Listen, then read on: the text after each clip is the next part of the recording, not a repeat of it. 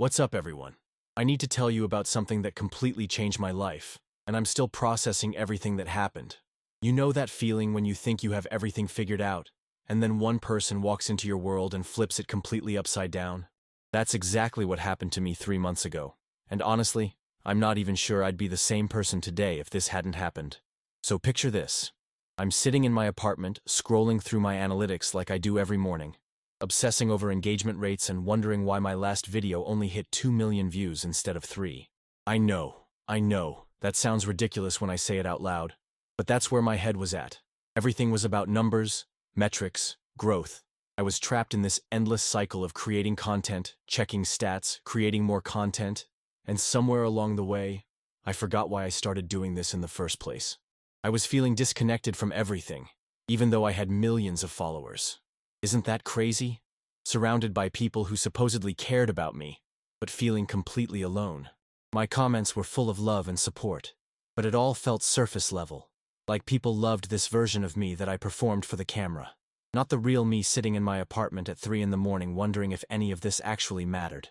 That's when I had what I thought was a brilliant idea. I wanted to do something different, something that would bring back that authentic connection I was craving. So I grabbed my phone and posted on my Instagram story. First 10 people to DM me get invited to my place this Saturday for a real meetup. No cameras, no content creation, just hanging out. At least, that's what I told myself it would be. Within literally 60 seconds, my DMs exploded. I'm talking hundreds of messages flooding in so fast I couldn't even read them. People were sending paragraphs about why they deserved to be chosen. Others were offering to pay me. Some were already posting screenshots of their messages on their own stories trying to get picked.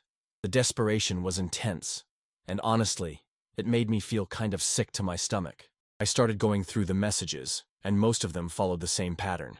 People talking about how much my content meant to them, how they'd traveled across the country to see me, how this would be the best day of their lives. Don't get me wrong, it was flattering, but something about it felt off, like they were auditioning for a role instead of just wanting to hang out. Then I got to this message from a girl named Maya. Just 3 words. That sounds nice? That was it. No essay about her devotion, no promises about what she'd do if chosen, no emotional manipulation, just simple, honest interest. Something about that message stopped me in my tracks. I kept scrolling through more elaborate pitches, but I kept coming back to Maya's message. There was something refreshing about how normal it was. While everyone else was performing even in their DMs, she was just being real. I found myself curious about this person who didn't feel the need to sell herself to me. I picked 9 other people whose messages stood out for various reasons, mostly because they seemed genuinely excited rather than desperately thirsty for clout. But Maya's name was the first one I wrote down. I had no idea that this simple decision would completely transform how I saw everything about my life and career. When I announced the 10 chosen people, my phone went crazy again. 8 of the selected fans immediately started posting about it, making TikToks about getting chosen, updating their bios to say they were meeting me. The excitement was contagious, and I felt that familiar rush of dopamine from all the engagement and buzz I was creating. But Maya? Radio silence. No posts, no stories, no updates. Part of me wondered if she'd even seen my message or if she was actually planning to show up. In a world where everything gets documented and shared instantly, her quiet response felt almost suspicious. Was she not excited? Did she not care? Or was there something else going on that I couldn't understand yet? Looking back now, that silence should have been my first clue that Maya was different from everyone else in my orbit. While my other fans were already treating our meetup like content to be consumed and shared, she was treating it like what I had originally intended. Just a chance to connect with another human being. But I had no idea what was coming. I had no idea that this girl who didn't post about meeting me would end up teaching me what authentic connection actually looks like, or that she'd help me remember who I was before the cameras started rolling and the numbers started mattering more than the people behind them. Saturday was 3 days away, and I was about to learn the difference between being seen and being truly known. Saturday morning hits and I'm running around my apartment like a maniac, making sure everything looks perfect for the cameras I know are coming. I'm moving furniture, adjusting lighting, even cleaning spots that were already clean because I know every corner of my place is about to be documented and shared with thousands of people. The irony wasn't lost on me that I was preparing my own home for a performance. By noon, my doorbell starts ringing, and the energy is immediately electric. The first fan walks in with a full setup: ring light, phone tripod, backup battery packs, the works. Within minutes, my living room transforms into this makeshift studio, with everyone positioning themselves for the perfect shots. I'm watching people I invited into my personal space treat it like a movie set, and honestly, it felt surreal. Everyone's talking at once, asking me to recreate viral moments from my videos, wanting me to say their favorite catchphrases, begging for photos in specific spots they'd seen in my content. The requests kept coming. Can you stand by your kitchen island like in that cooking video? Will you do the thing where you laugh really loud? Can we film a TikTok dance in your bedroom? I found myself saying yes to everything, slipping into entertainer mode without even realizing it. But here's what really got to me. I'm standing in my own house, surrounded by people who claim to love me, and I felt like I was working. Every conversation was being recorded. Every laugh was being captured. Every moment was being turned into content for their feeds. I started wondering if they actually wanted to meet me, or if they just wanted to prove to their followers that they had access to me. Then Maya walks in, and the entire energy shifts. No equipment, no phone in her hands, just her. She looks around my apartment with genuine curiosity. Not like she's scouting locations for content, but like she's actually interested in the space where I live. When someone tries to hand her their phone to take a group photo, she politely declines and suggests they ask someone else. While everyone else is fighting for the best angles and asking me to repeat stories they'd heard in my videos, Maya sits down on my couch and asks me something that catches me completely off guard. How are you actually doing? Not how's the channel going, not what's your next big project, but how am I doing as a person? When's the last time someone asked me that? I give her some generic answer about being blessed and grateful, the same response I give in interviews, but she doesn't buy it. She just looks at me with this expression that says she can see right through the performance. It's unsettling and comforting at the same time. Here's someone who isn't satisfied with the surface-level version of me that everyone else seems to love. The contrast becomes more obvious as the day goes on. I'm watching my other fans experience my house through their phone screens, narrating everything for their stories, making sure their followers know exactly where they are and what they're doing. They're physically present but mentally somewhere else, thinking about captions and hashtags and how many likes their posts will get. Maya, though, she's actually here. When I show everyone my gaming setup, she asks about the games I actually enjoy playing, not which ones get the most views. When we're in my kitchen, she notices the cookbook I have sitting out and asks if I actually cook, or if it's just for decoration. These aren't questions designed to create content. They're questions from someone who's genuinely curious about who I am when the cameras aren't rolling. About 2 hours in, I realized something that honestly scared me. I'm more comfortable talking to Maya than I am with people who've been following me for years. She's asking about my life before social media, about my family, about what I wanted to be when I was a kid. Normal human questions that somehow feel revolutionary in my world of constant performance. The other fans are sweet, don't get me wrong, but every interaction feels transactional. They give me compliments and validation. I give them content and access. It's a fair trade, but it's still a trade. With Maya, there's no transaction happening. She's not trying to get anything from me, which makes me want to give her everything. When someone suggests we all film a big group video for everyone's channels, Maya quietly steps back and starts looking at the books on my shelf instead. I find myself wanting to step back with her, to escape the performance and just have a real conversation. But I can't, because I'm the host. I'm the content.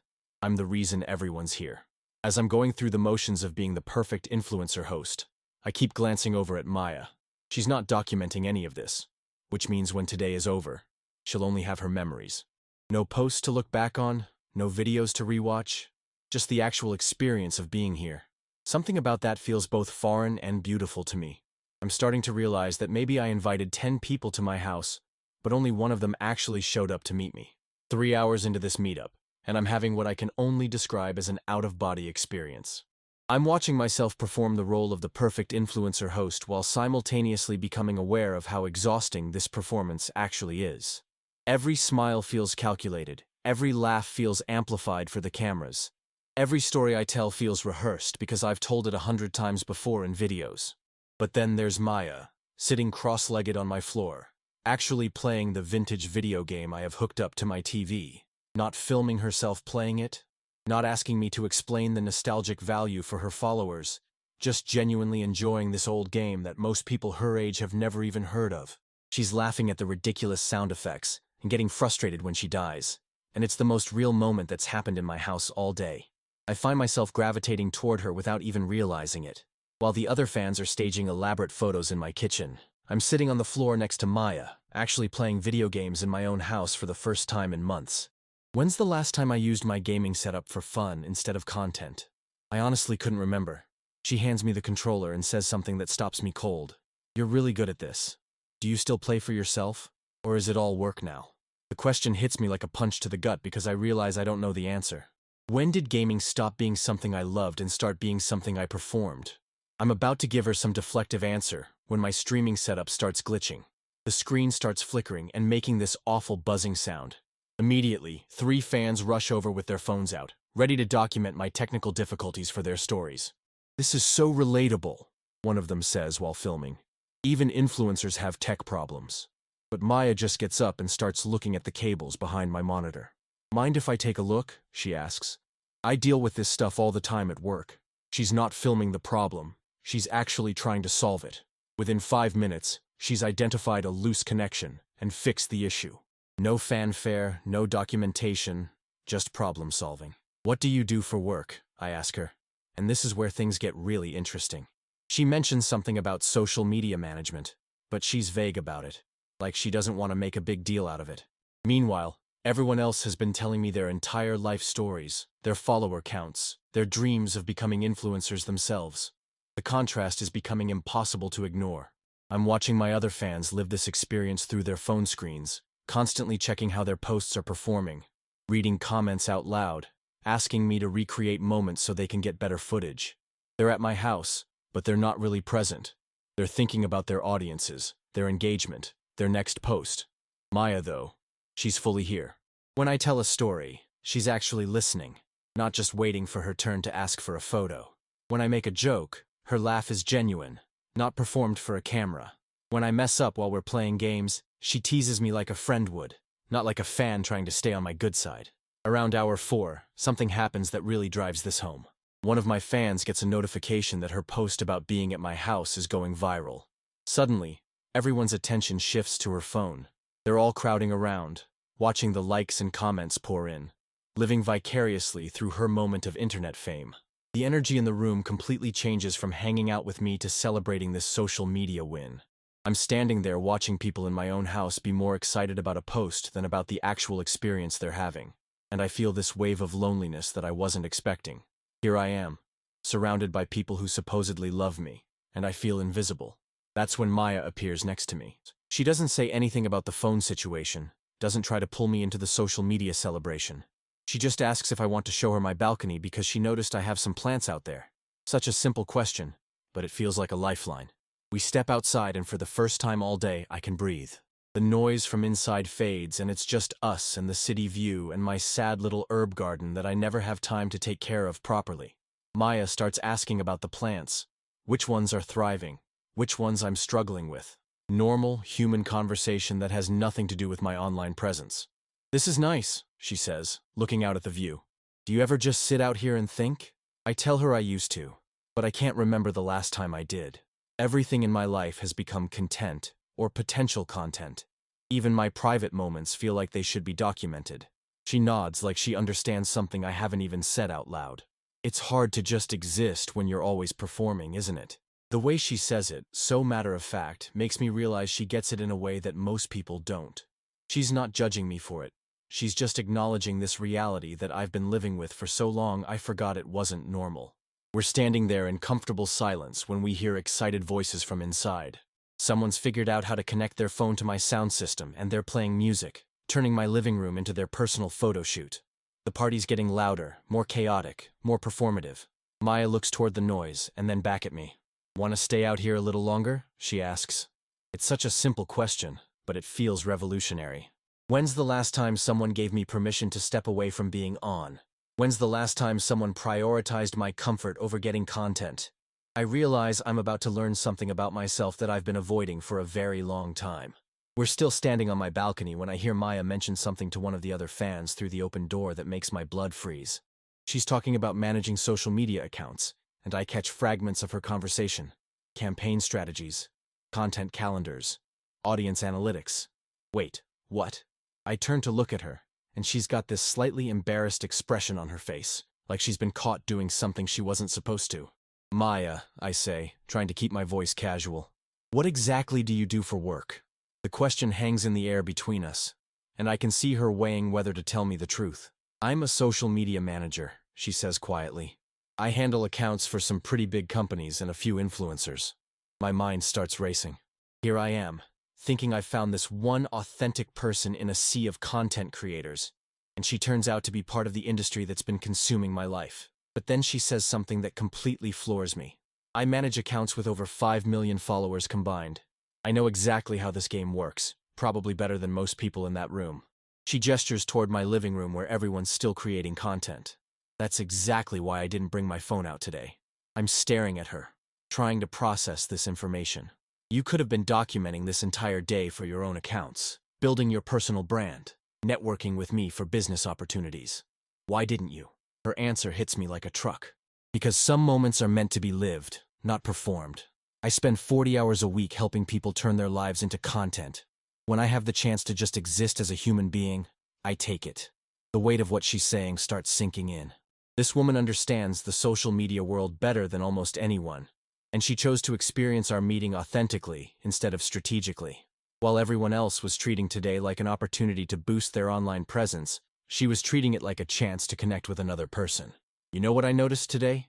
She continues, and I brace myself, because something in her tone tells me I'm about to hear something I need to hear, but don't want to. You were performing even in your own house. You weren't being yourself. You were being your brand. The words hit me so hard I actually take a step back. She's right, and we both know it. I've been so deep in influencer mode that I forgot how to just be a regular person, even in my own space. Every interaction today was filtered through this lens of, how do I make this person happy, and how do I give them the experience they expect, instead of just being myself? I work with creators who've lost themselves completely in their online personas, Maya says gently. They can't separate who they are from what they do. They can't have a conversation without thinking about how it could become content. They can't experience joy without documenting it. Is that what you want? I want to argue with her, to defend myself, but I can't because she's describing my exact life. When's the last time I did something just because I wanted to, without considering how it would play online? When's the last time I had a private thought that I didn't consider turning into a post? From inside, I hear someone calling my name, asking me to come back and film something with them. The sound of my own name being used to pull me back into performance mode makes me feel sick to my stomach. Maya notices my reaction and gives me this look that's equal parts sympathetic and knowing. You don't have to go back in there right now, she says. They're having fun. They'll be fine for a few more minutes. The permission to prioritize my own comfort over other people's content needs feels radical. When did I stop believing I had the right to take breaks from being on? We stand there in silence for a moment, and I'm processing everything she's told me. This woman who I thought was just a regular fan turns out to be someone who understands my world better than I do. She's seen behind the curtain. She knows how the magic trick works, and she still chose to engage with me as a human being instead of as a brand. Can I ask you something? I say, and she nods. Why did you even come today? If you know how this industry works, if you've seen what it does to people, why did you want to meet me? Her answer changes everything. Because your invitation felt different. Most influencer meetups are just marketing events disguised as fan interactions.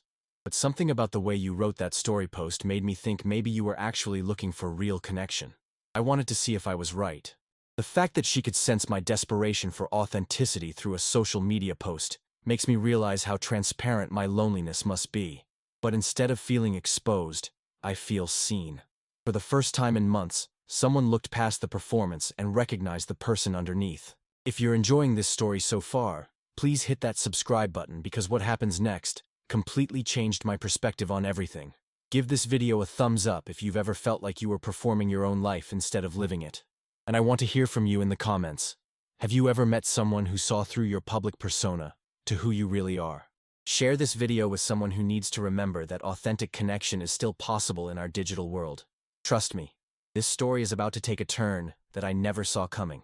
By the time everyone else leaves, it's almost 8 p.m. and my apartment feels like a tornado hit it. Ring lights are scattered everywhere. There are phone chargers plugged into every outlet, and my coffee table is covered with empty energy drink cans and makeup compacts. The aftermath of a day spent being content looks exactly as chaotic as it felt. Maya stays behind without me even asking. quietly helping me gather up the mess while I'm saying goodbye to the last few fans. She's not making a big deal about it, not asking if she can stay longer, just naturally transitioning into helping me restore my space to something that feels like home again. When's the last time someone did something for me without expecting anything in return? Once we're alone, the silence feels different. All day I've been surrounded by noise, constant chatter, phones buzzing with notifications, music playing for photo shoots. Now it's just quiet, and I realize how much I've missed quiet.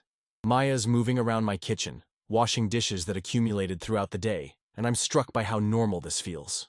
Not like I'm hanging out with a fan, not like I'm networking with an industry professional, just like I'm spending time with a friend. You don't have to clean up, I tell her, but she just shrugs and keeps washing glasses. I don't mind. Besides, I think you need a few minutes to decompress before we talk about what happened today. The fact that she recognizes I need time to transition out of performance mode shows me how well she understands this world I live in. We end up sitting on my couch with takeout Chinese food, and for the first time all day, I'm not thinking about how I look or what I'm saying or whether someone's recording me. Maya asks me about my life before social media, and I find myself telling her stories I haven't thought about in years. About wanting to be a teacher when I was a kid, about how I used to write short stories, about the small town I grew up in where everyone knew everyone. When did you stop writing? She asks, and I realize I can't remember. Somewhere along the way, creating content for other people replaced creating things for myself. When did my creativity become entirely focused on what would perform well instead of what I actually wanted to express? I used to write every day, I tell her, and saying it out loud makes me feel this deep sense of loss I wasn't expecting. I had notebooks full of stories, characters I'd created, entire worlds I'd built in my head. Now I can barely write a caption without checking how similar posts have performed. Maya nods like she's heard this story before. I work with a lot of creators who gave up their original passions to feed the content machine. The algorithm doesn't care about your artistic vision. It cares about engagement. After a while, you start creating for the algorithm instead of for yourself. The way she says it, so matter of fact, makes me realize how completely I've lost sight of why I started creating in the first place. I got into social media because I wanted to tell stories, to connect with people, to share things that mattered to me. Now I'm trapped in this cycle of chasing trends and optimizing for metrics that don't actually measure anything meaningful. Can I tell you something that might be hard to hear? Maya asks, and I brace myself because her gentle honesty has been cutting through my defenses all day. Watching you today was like watching someone who's forgotten how to be themselves. You were so focused on giving everyone the experience they expected that you weren't present for any of it. She's right, and it hurts because I know she's right. I spent the entire day performing the role of myself instead of actually being myself. Even in my own house with people who supposedly care about me, I felt like I was working. When did my personality become a product I have to deliver? The saddest part, she continues, is that the person I've been talking to for the last 2 hours is so much more interesting than the influencer persona you were performing earlier. You're funny and thoughtful and curious about things that have nothing to do with social media, but your audience never gets to see that version of you. I want to argue with her, to defend my content, but I can't, because she's describing exactly how I feel. I've created this version of myself that's optimized for engagement, and somewhere along the way, that version started feeling more real than who I actually am. I've been performing for so long that I forgot there was a difference between my authentic self and my brand. What if I told you, Maya says, looking at me with this expression that's both challenging and compassionate, that taking a complete break from social media might actually make your content better when you come back? The suggestion terrifies me. My engagement will tank, I say immediately. The algorithm will forget about me. My brand partnerships will disappear. I'll lose everything I've built. Even as I'm saying it, I realize how desperate I sound, how completely my self-worth has become tied to these external metrics. What if you don't? She asks. What if stepping away from the performance gives you space to remember who you are underneath all of this? What if creating from an authentic place instead of a strategic place actually resonates more with people? I'm staring at her like she's suggesting I jump off a cliff. Everything I've learned about social media says consistency is everything, that disappearing from the platform is career suicide. But something about the confidence in her voice, the way she's looking at me like she can see something I can't, makes me consider the impossible. How long are we talking about? I ask, and I can hear the fear in my own voice. A week, she says. 7 days of not posting, not checking analytics, not responding to comments. 7 days of just existing as a human being instead of as a content creator. 7 days to remember what you actually care about when you're not performing for an audience. The idea is simultaneously terrifying and appealing. When's the last time I went a day without checking my phone for notifications? When's the last time I experienced something without immediately thinking about how to turn it into content? I don't know if I can do it, I admit. And saying it out loud makes me realize how addicted I've become to the constant validation of social media. What if people forget about me? What if I lose my relevance? Maya reaches over and touches my arm, and it's the first genuine human contact I've had all day that wasn't being documented. What if they don't? What if taking time to be real makes you more relatable, not less? What if authenticity is actually more engaging than performance? I'm about to make a decision that will either save my sanity or destroy my career, and I have no idea which one it's going to be. The next morning I wake up, and my first instinct is to reach for my phone to check my overnight notifications. But then I remember the conversation with Maya, and I force myself to leave the phone on my nightstand. The anxiety hits me immediately. What if something important happened? What if I'm missing opportunities? What if my audience thinks I don't care about them anymore? By hour 3 of not checking social media, I'm pacing around my apartment like a caged animal. I keep picking up my phone and putting it back down. The withdrawal is real and it's intense. I had no idea how dependent I'd become on that constant stream of validation until it was gone. Every few minutes, I feel this phantom buzzing in my pocket, but when I check, there are no notifications because I've turned them all off. Maya texts me around noon, just a simple, "How are you holding up?" And I'm embarrassed by how grateful I am for human contact that isn't mediated by an algorithm. I tell her I feel like I'm going crazy, that I keep reaching for my phone without thinking about it, that I have no idea what to do with myself when I'm not creating content or consuming content. "That's normal," she texts back. "The first day is always the hardest. Try doing something you used to love before social media took over your life." I'm standing in my apartment trying to remember what I used to do for fun, and it's honestly pathetic how hard this is. Everything I enjoy now is somehow connected to my online presence. I play video games for content. I cook for recipe videos. I read books so I can recommend them to my audience. When did I stop having hobbies and start having content categories? Then I remember the notebooks. I dig through my closet and find a box of old journals from before I got big online. Pages and pages of stories I wrote just for myself. Characters I created because I was curious about their lives, not because I thought they'd go viral. I sit on my floor reading my own writing, and it's like reconnecting with a version of myself I'd forgotten existed. The person who wrote these stories was creative for the sake of creativity. He wasn't thinking about target demographics or engagement rates or brand alignment. He was just exploring ideas because they interested him. When did I stop being curious about things that wouldn't translate into content? By day 3, something shifts. The constant anxiety about missing out starts to fade, and I begin to notice things I haven't paid attention to in months. The way sunlight moves across my apartment throughout the day. The sounds of my neighborhood that I usually block out with podcasts or music. The taste of my coffee when I'm not drinking it while scrolling through comments. I start writing again, just for myself. Nothing I plan to post, nothing that needs to be optimized for any platform. Just thoughts and observations and stories that come to me when my mind isn't constantly occupied with content creation. The words flow differently when I'm not thinking about how they'll be received. They're more honest, more vulnerable, more real. Maya checks in with me every day, and our conversations become the highlight of my routine. We talk about books, about childhood memories, about dreams we had before we got caught up in adult responsibilities. She tells me about her life outside of social media management, about her love for hiking and her terrible attempts at learning guitar. Normal human interests that have nothing to do with building an online presence. "You sound different," she tells me on day 5. "More relaxed, more like yourself." I realize she's right. I feel more like myself than I have in years. Without the constant pressure to be on, I'm rediscovering parts of my personality that got buried under the influencer persona. But the fear is still there, lurking in the background. What if my audience moves on? What if brands decide I'm not worth working with anymore? What if this break ruins everything I've built? Maya reminds me that authenticity is rare in the influencer space, and that people are hungry for real connection in a world full of performed interactions. On day 6, I do something I haven't done in over a year. I go for a walk without my phone. Just me and my thoughts, and the city around me. I notice details I've been missing. Interesting architecture, conversations between strangers, the way different neighborhoods have their own distinct energy. I'm experiencing my own life instead of documenting it, and it feels revolutionary. When I get home, I write for 3 hours straight. Not captions or video scripts, but actual stories. Characters dealing with real emotions. Situations that matter to me personally. Themes I want to explore, not because they'll trend, but because they fascinate me. The creative energy that's been channeled into content optimization is flowing back into actual creativity. That night, Maya calls me instead of texting. "Tomorrow's your last day," she says.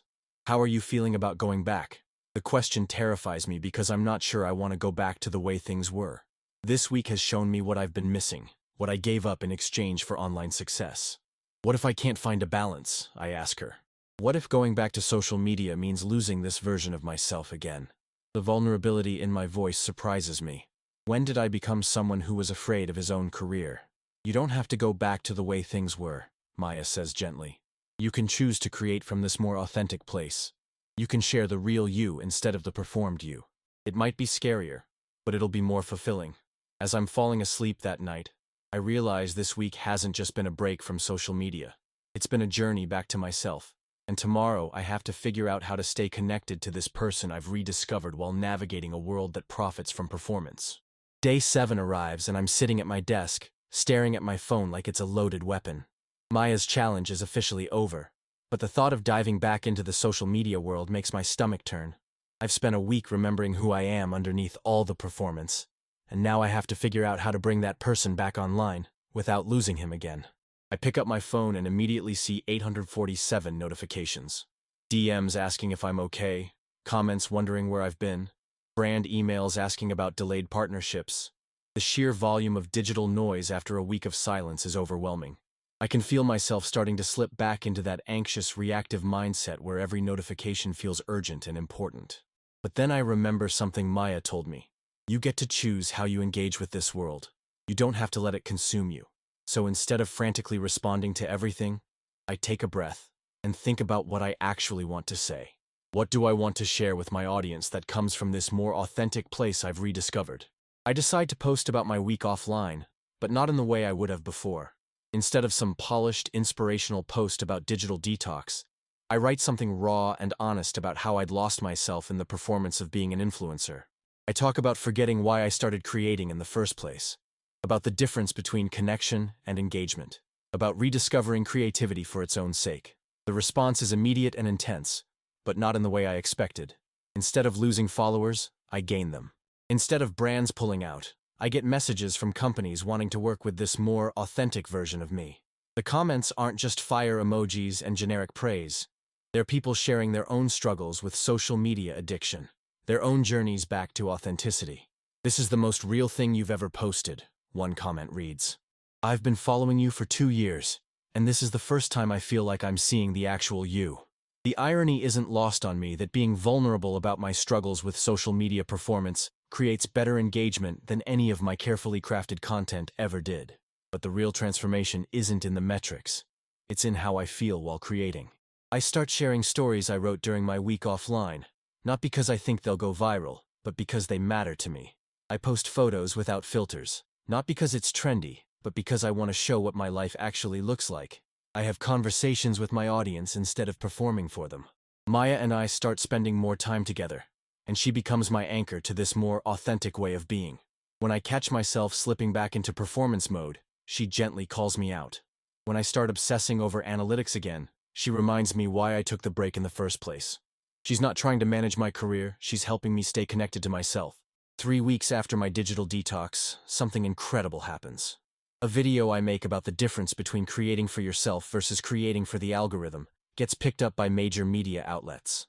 Not because it's perfectly polished or strategically optimized, but because it's honest about something most creators struggle with but rarely discuss publicly. The video leads to speaking opportunities, podcast interviews, brand partnerships with companies that actually align with my values instead of just my demographic. My audience grows, but more importantly, the quality of my audience changes. I'm attracting people who want genuine connection, not just entertainment.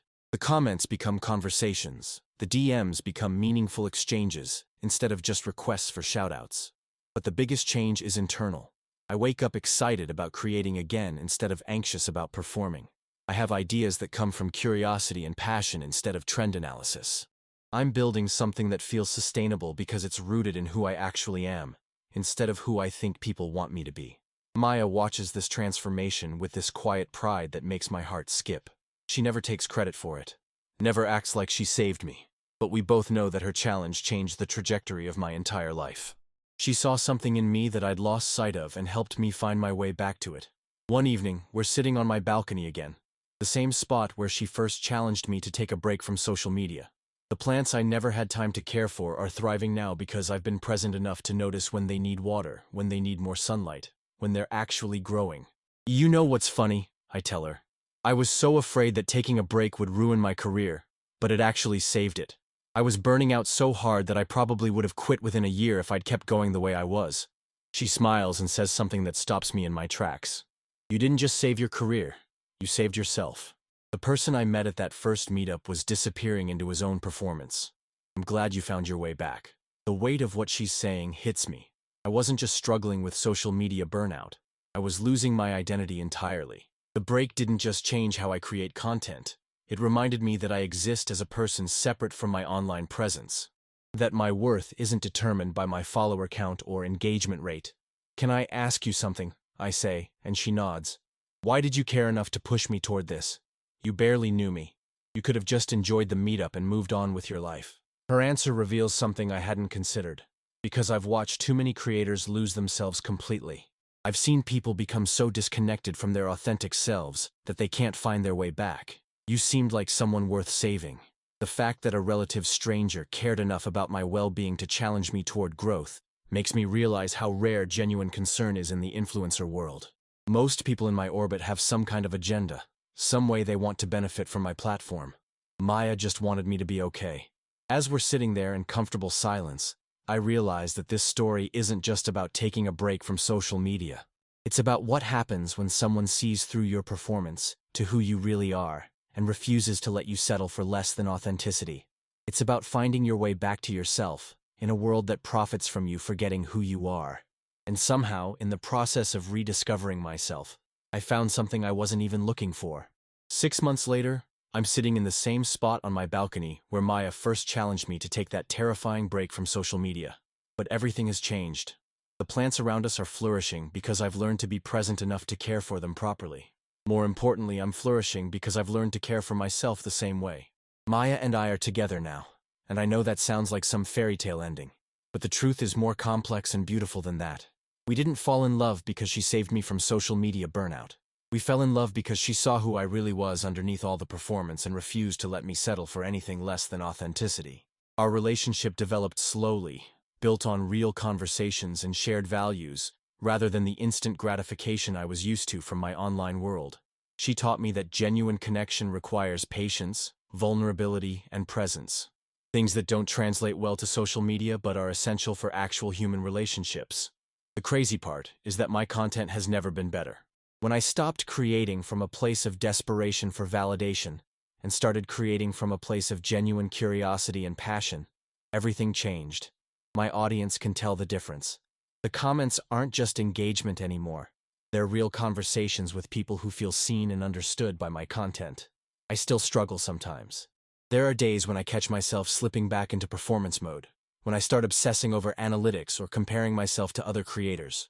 But now I have tools to recognize when it's happening, and I have Maya to gently redirect me back to authenticity when I lose my way. Last month, I posted a video about my journey from performance to authenticity, and it became the most viewed content I've ever created. Not because it was perfectly optimized or strategically timed, but because it was honest about something most people struggle with in our social media-obsessed world. The response was overwhelming. Thousands of people shared their own stories about losing themselves in their online personas, about the pressure to perform their lives instead of living them. But the message that hit me hardest came from a teenage creator who said my video helped her realize she was heading down the same path I'd been on. She decided to take her own break from social media to reconnect with who she was outside of her online presence. Knowing that my vulnerability helped someone else avoid the trap I fell into made every scary moment of sharing my story worth it. Maya was right about something else too. The brands that want to work with me now are completely different from before. Instead of companies that just want access to my audience, I'm partnering with organizations that align with my values. Instead of promoting products I don't actually use, I'm sharing things I genuinely believe in. The work feels meaningful instead of transactional. My mental health has improved dramatically. I sleep better because I'm not constantly worried about overnight engagement. I enjoy experiences more because I'm not always thinking about how to turn them into content. I have deeper friendships because I'm present in conversations instead of mentally crafting my next post. The most surprising change is that I'm writing again, really writing. Not captions or video scripts, but actual stories that come from my soul instead of my strategy. I'm working on a book about finding authenticity in the digital age, and every word feels like it matters because it's coming from a real place. Maya often jokes that she almost didn't come to that meetup because she was tired of influencer events that felt fake and performative. The thought that I might never have met her, that I might have continued spiraling into that disconnected version of myself, terrifies me. Sometimes the most life-changing moments happen when we least expect them. People ask me all the time what the secret is to authentic content creation, and the answer is simpler than they want to hear. You have to remember that you're a human being first and a content creator second. Your worth isn't determined by your metrics. Your identity isn't your brand. Your life is meant to be lived, not just documented. The girl who didn't take photos at my meetup ended up being the person who taught me how to live in the moment instead of performing it. She showed me that real connection happens when you put the cameras down and just be present with another human being. If this story resonated with you, please hit that subscribe button, because I share more real talk about navigating authenticity in the digital age every week. Smash that like button if you believe that genuine connection is more valuable than perfect content. I want to hear your story in the comments. Tell me about a time when someone helped you remember who you really are underneath all the noise. And please share this video with someone who might need to hear that it's okay to step away from the performance and just be human. Remember, your life isn't meant to be content. It's meant to be lived. And sometimes the most important moments happen when nobody's watching, when no cameras are rolling, when you're just being yourself with someone who sees you for who you really are. The best connections aren't documented, they're experienced. And Maya taught me that some moments are too precious to share with anyone except the person you're sharing them with.